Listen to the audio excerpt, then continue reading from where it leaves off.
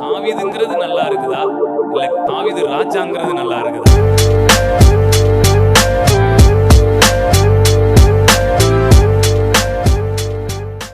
Ruth புஸ்தகத்துல 4ஆம் அதிகாரம் அதுல 22 வாசிங்க. ஓபேத் ஈசாயை பெற்றான். அடுத்த வார்த்தை ஈசாய் தாவீதை பெற்றான். நல்லா கவனிக்கிறீங்களா? ஈசாய் யாரை பெற்றாரா? தாவீதை. எத்தனை வார்த்தைகள் இருக்கு?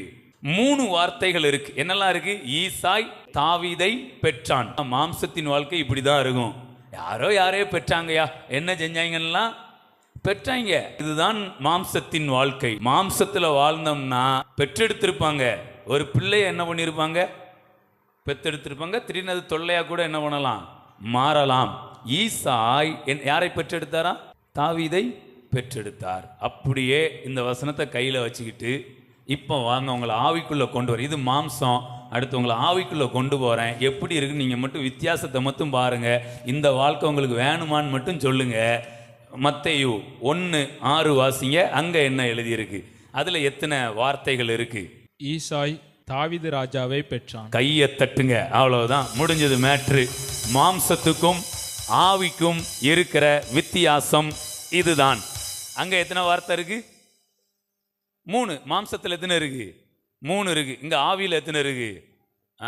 ஆவிக்குள்ள வந்துட்டீங்கன்னா உங்களுக்கு ஆட் பண்ணப்படுகிறது. என்ன ஆட் பண்ணப்படுது? மாம்சத்தில் இருந்தா பிள்ளையத்தான் பெத்தெடுப்பாங்க. ஆவியில இருந்தா பெற்றெடுக்கும் போதே பிள்ளையை அல்ல ராஜாவை. கையை தட்டி ஓ பிரைஸ் காட், ஹல்லேலூயா. இப்ப பாருங்களேன், இங்க ஒரு பிள்ளை பிறக்கும் போது யாரா பிறக்குது? ராஜாவா பிறக்குது. ஈசா யாரை பெற்றெடுத்தார்? தாவீது ராஜாவை பெற்றெடுக்கிறார். இதே மாதிரி பாருங்க, ஆபிரகாம்கிட்ட சொல்றாரு, உன்னிடத்திலிருந்து கையை தட்டுங்க. ஈசாய்க்கும் ஆபிரகாமுக்கும் ஒரு வித்தியாசம் இருக்கு. என்ன வித்தியாசம்னா, ஈசாய் ராஜாவை தான் பெற்றெடுத்தார். ஆனா ஆபிரகாம் ராஜாவை அல்ல, ஆபிரகாம் ராஜாக்களை பெற்றெடுத்தார். கையை தட்டி கையை தட்டி. தாவீதுங்கிறது நல்லா இருக்குதா இல்ல தாவீது ராஜாங்கிறது நல்லா இருக்குதா?